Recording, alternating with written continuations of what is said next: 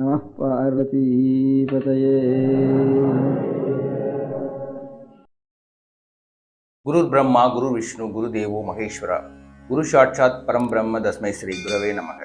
அனைவருக்கும் வணக்கம்.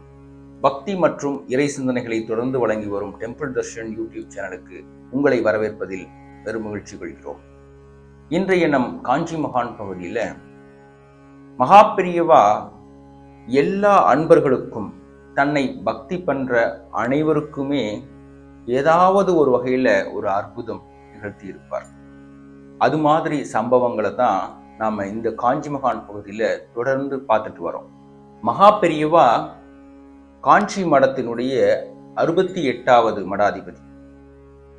அவருக்கு அடுத்து அவர் தேர்ந்தெடுத்த 2 மடாதிபதிகள் தான் 69, 70. ஸ்ரீ ஸ்ரீ ஸ்ரீ ஜெயேந்திர சரஸ்வதி சுவாமிகள் 70வது மடாதிபதி, ஸ்ரீ ஸ்ரீ ஸ்ரீ சங்கர விஜயேந்திர சரஸ்வதி சுவாமிகள். இவங்க 2 பேருக்கும் இவங்களுடைய இக்கட்டான ஒரு சூழல்ல மகாபிரியவா அனுக்கிரகித்த ஒரு சம்பவத்தை பத்தி தான் இந்த எபிசோட்ல நாம பார்க்கிறோம். இந்த எபிசோட் இந்த தருணத்துல இந்த விஷயங்களை எல்லாம் பேச வேண்டிய கட்டாயம் இருப்பதனால தான் இதை நம்ம தெளிவா புரிஞ்சுக்கிறதுக்காக பேச இருக்கோம். யூஸ்வலா நம்மளுடைய ஹிந்து தர்மத்துல காஞ்சி மடம் ஒரு பிரதான மடமாக பார்க்கப்படுது. ஆதி சங்கரர் துவங்கி இப்ப இருக்கிற மடாதிபதிகள் வரைக்கும் அவங்களுடைய பிரதான பணி என்ன அப்படின்னா, சனாதன தர்மத்தை காப்பது, சனாதன தர்மத்தை மூளை முடுக்கெல்லாம் சென்று சேர்ப்பது, அதனுடைய மகத்துவத்தை மக்களுக்கு உணர்த்துவது. இதுதான் அவங்களுடைய பிரதான பணி. இத அவங்க சிறப்பா செஞ்சதுனால தான் இந்தியாவில் பிரிட்டிஷ்காரங்க 200 வருஷத்துக்கு மேல இங்க ஆட்சி பண்ணாங்க. அதுக்கப்புறம் முகலாயர்கள், அதுக்கு முன்னாடி இன்னும் நிறைய வேற்று நாட்டவரெல்லாம் ஆக்கிரமிச்சு நம்மளுடைய சனாதன தர்மத்தை அழிக்கிறதுக்கு முற்பட்ட நிறைய சமயங்கள்ல சனாதன தர்மம் வெவ்வேறு காலகட்டங்கள்ல வாழ்ந்த மகான்களின் மூலம் மறுபடியும் தன்னை புதுப்பிச்சு இன்னைக்கு வரைக்கும் அவ்வளவு உயர்வா, அவ்வளவு ஸ்ட்ராங்கா, யாரும் அழிக்க முடியாத ஒரு மாபெரும் சக்தியா விளங்குது அப்படின்னா அது உங்களுக்கே புரிஞ்சிருக்கும். இதற்கு இப்போ சமீபத்திய நூற்றாண்டுகள்ல, அதாவது 19, 20 நூற்றாண்டுகள்ல மிகப்பெரிய சேவை செஞ்சத காஞ்சி மடம் தான்.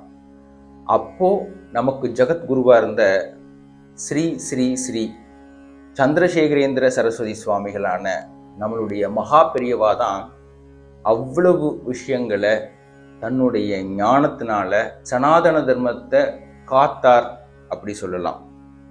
இந்தியாவில் நிறைய இடங்கள்ல சனாதன தர்மத்துக்கு பாதிப்பு ஏற்பட்டவெல்லாம் தலைவர்கள் மகாபெரியவாவை சந்திச்சு அவர்கிட்ட அட்வைஸ் வாங்கிட்டு தான் அந்த விஷயங்களை எல்லாம் எதிர்கொண்டாங்க.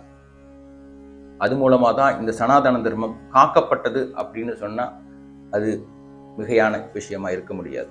நம்மளுடைய ஹிந்து தர்மத்தை நாம காப்பாத்துறோமா இல்லையா அப்படிங்கிறத தாண்டி வேற்று மதத்தினர் அதை எவ்வளவு உயர்வா நினைச்சு அதை காப்பாத்தி இருக்காங்க அப்படிங்கிறதையும் நீங்க பார்க்க முடியும். அது மாதிரியான ஒரு சம்பவங்களை நான் இங்க சுட்டி காட்ட விரும்புறேன். அன்னி பெசன்ட் அம்மையார் அப்படின்னு நம்மளுடைய வரலாற்றுல கேள்விப்பட்டிருப்பீங்க. அவங்க இந்திய விடுதலைக்காக பாடுபட்ட ஒரு ஆங்கிலேய பெண்மணி. அவங்க ஹிந்து மதத்தை அவ்வளவு உயர்வா எண்ணினாங்க. அவங்க உருவாக்குனதுதான் வாரணாசியில காசி பிரதான ஹிந்து காலேஜ் அப்படிங்கிற ஒரு கல்லூரி. அது அப்புறமா பனாரஸ் பல்கலைக்கழகத்தோட இணைஞ்சிருச்சு. இப்பேற்பட்ட உயர்வான ஹிந்து தர்மத்தை நம்ம கூட இருக்கிற, நம்ம ஹிந்து மதத்தை பாரம்பரியமா ஃபாலோ பண்ணிட்டு வந்த நிறைய தலைவர்கள் நாத்திகம் பேசி எதிர்த்திருக்காங்க. அந்த காலகட்டத்துல மகாபெரியவா ஒரு சிறுவன் தான். 13 வயசுல மகாபெரியவா மடாதிபதியா வர்றார். நார்மலா மடாதிபதி பொறுப்பு அப்படிங்கிறது ஏற்கனவே இருந்த மடாதிபதி இளைய மடாதிபதியை தேர்ந்தெடுப்பார். இப்போ விஜயேந்திர சுவாமிகள் தத்திய சந்திரசேகர சரஸ்வதி சுவாமிகளை தேர்ந்தெடுத்தார் இல்லையா, அது மாதிரி தான் நடக்கும். ஆனா மகாபெரியவா ஒரு சுயம்பு. மகாபெரியவாவை எந்த மடாதிபதியும் தேர்ந்தெடுக்கல. மகாபெரியவா காலகட்டத்துல ஸ்ரீ சந்திரசேகரேந்திர சரஸ்வதி சுவாமிகள்னு 66வது மடாதிபதி இருந்தார். அவர்கிட்ட நிறைய பரிச்சயம் மகாபெரியவா குடும்பத்தினருக்கு. மகாபெரியவா சின்ன வயசுலேயே, அதாவது 7-8 வயதுகள்லேயே அவர் கூட நிறைய பேசியிருக்கார். அவர் கூட நிறைய தர்க்கம் பண்ற அளவுக்கு நிறைய விஷயங்களை பேசியிருக்கார். நிறைய ஞானத்தை அந்த குரு மூலமா இவர் வாங்கியிருக்கார். ஒரு சமயம் பெரியவா பிறந்த ஊரான விழுப்புரத்துல காஞ்சி சங்கராச்சாரியார் வந்திருந்த சமயம் அவர் மேல பிரியப்பட்டு வீட்டுக்கு தெரியாம அவர் கூடவே காஞ்சி மடத்துக்கு வந்துட்டார். அதுக்கப்புறமா 2 நாள் அங்க இருந்து அந்த 68வது மடாதிபதியான ஸ்ரீ ஸ்ரீ ஸ்ரீ சந்திரசேகரேந்திர சரஸ்வதி சுவாமிகளோட நிறைய பேச ஆரம்பிச்சு நிறைய ஆன்மீக விஷயங்களை கத்துட்டு அதற்கப்புறமா ஊர் திரும்பினார். இவ்வளவு ஆர்வமுள்ள ஒருத்தர் தான் மடாதிபதியா ஆகணும் அப்படிங்கிற ஆசை அவருக்கு இருந்தது. அதற்கப்புறம் 67வது மடாதிபதியா வந்த ஸ்ரீ ஸ்ரீ ஸ்ரீ தேவேந்திர சரஸ்வதி சுவாமிகள் உடல்நல குறைவு காரணமா சித்தி அடைந்துட்டார். அந்த சமயம் மடாதிபதி பொறுப்பு வெற்றிடமா இருந்தது. ஒரு 2-3 நாட்கள் அல்லது ஒரு வாரம் மடாதிபதி பொறுப்பு வெற்றிடமா இருந்தா அங்க இருக்க வேலைகள்லாம் தடைபடும்.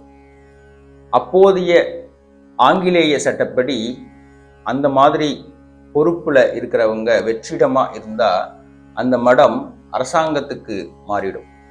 அந்த தருணத்துல 13 வயதே ஆன ஸ்ரீ மகாபெரியவா தண்டத்தை தன் கையில எடுத்தார்.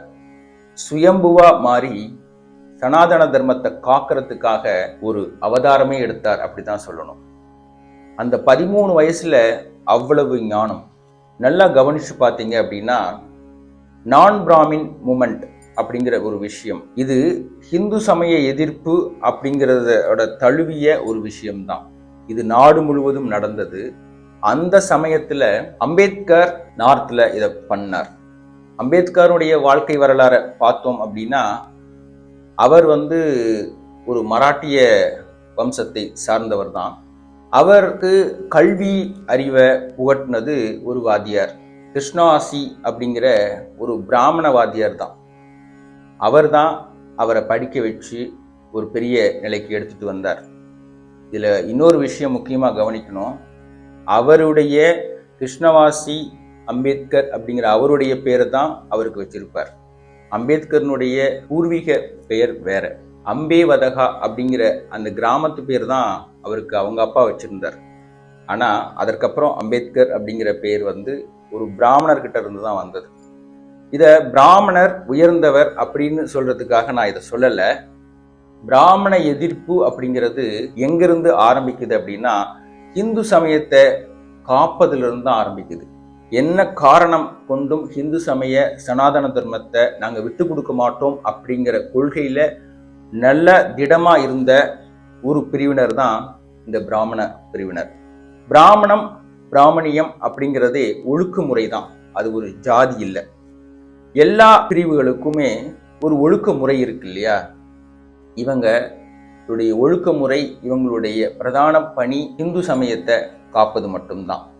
வேதங்களை, உபனிஷத்துகளை, பகவத்கீதையை, நிறைய மகான்களுடைய வேதங்களை, நிறைய மகான்களுடைய உபன்யாசங்களை பின்பற்றுறது மட்டும்தான் இவங்களுடைய வம்சாவளி கொள்கையாகவே இருந்தது.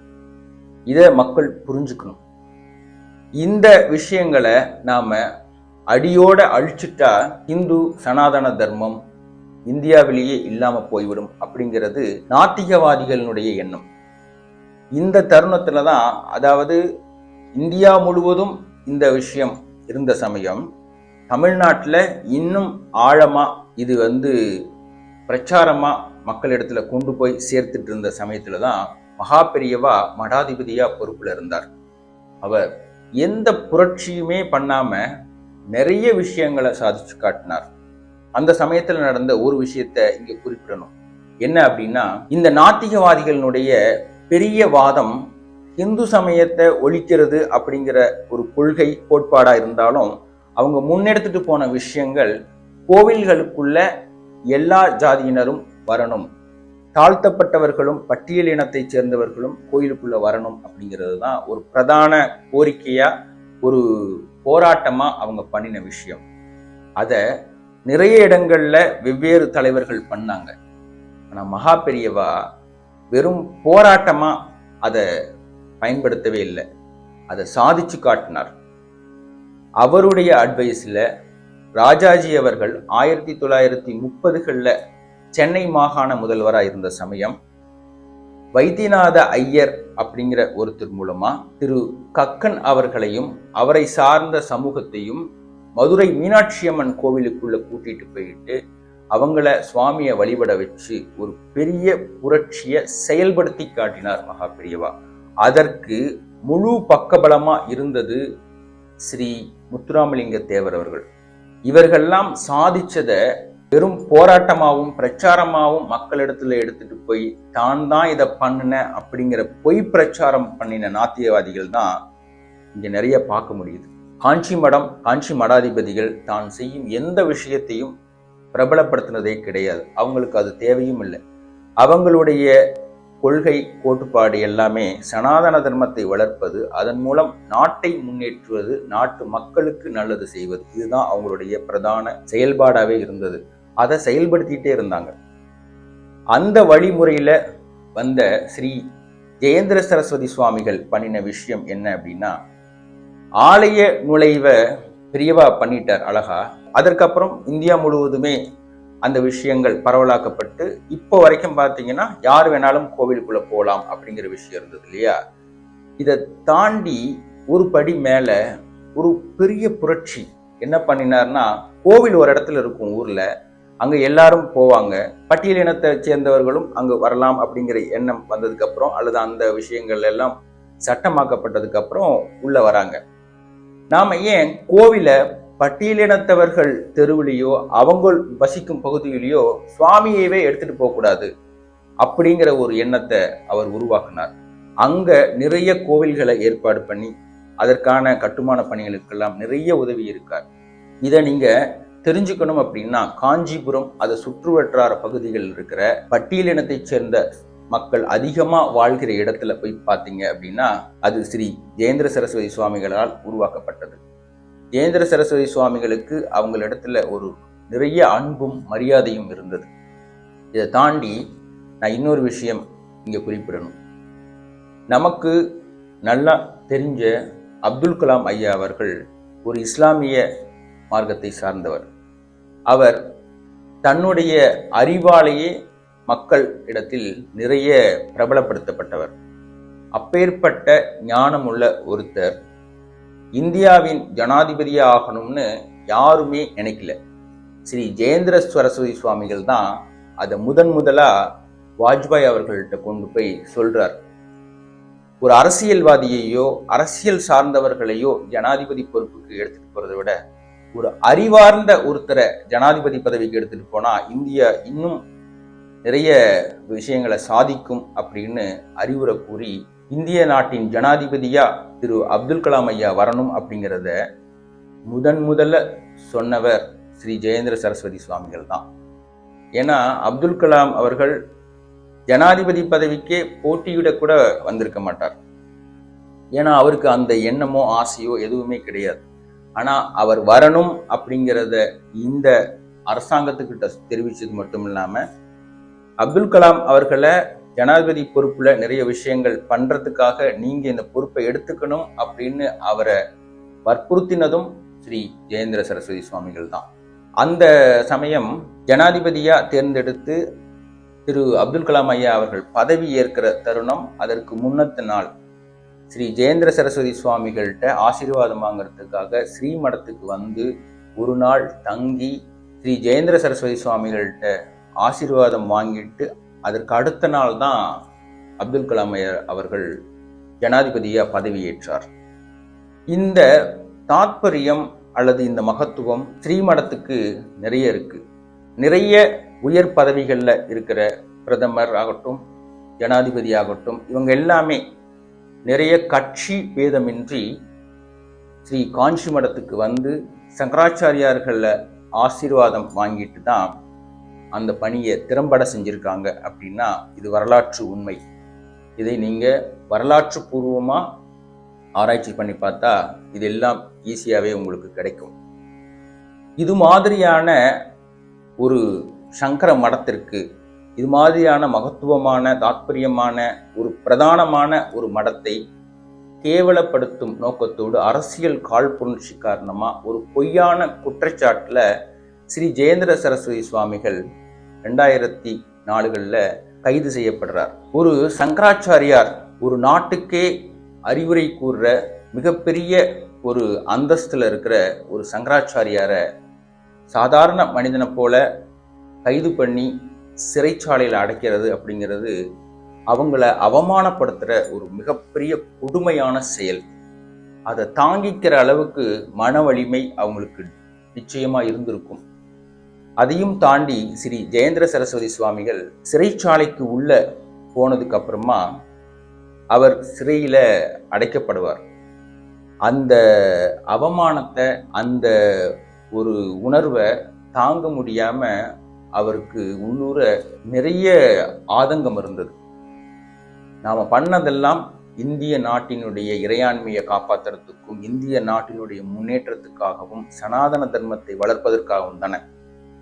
இப்படி ஒரு நிலைமை நமக்கு ஏற்பட்டிருக்கு அப்படின்னா இதற்காக யாருமே நமக்கு பின்னாடி வரல அப்படிங்கிற ஒரு ஆதங்கம் நிச்சயமா அவருக்கு இருந்திருக்கும். ஆனா அவருக்கு பின்னாடி குரல் கொடுத்த நிறைய தலைவர்கள் இருக்காங்க. அவங்களையும் நம்ம இந்த தருணத்துல நினைச்சு பார்க்கணும். ஆனா நாம ஒரு ஹிந்துவா இதுக்கு குரல் கொடுத்தோமா அல்லது இதுக்கு பின்னாடி நின்னோமா அப்படிங்கிறது கேள்விக்குறியான விஷயம்தான். அதற்காக நம்ம நிச்சயமா வெட்கப்படணும்.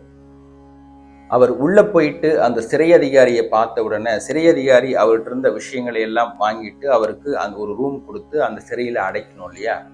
ஆனா அந்த சிறை அதிகாரி ஸ்ரீ மகாபிரியவானுடைய அனுக்கிரகத்துல அவர் சில வார்த்தைகளை ஸ்ரீ ஜெயேந்திர சரஸ்வதி சுவாமிகள்கிட்ட பேசுறார். ஆனா அது வரைக்கும் ஜெயேந்திர சரஸ்வதி சுவாமிகள் எதுவுமே வாய் திறக்காம மௌனமாவே இருந்தார். அந்த சமயத்துல